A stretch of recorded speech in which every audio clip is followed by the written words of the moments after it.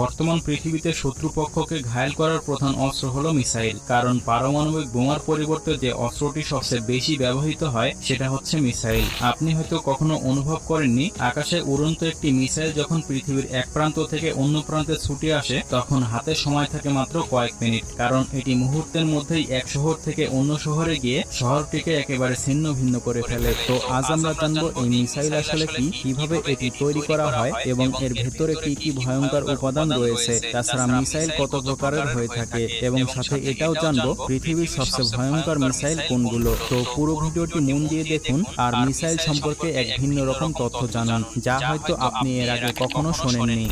তো প্রথমেই আমাদের জানতে হবে মিসাইল কি।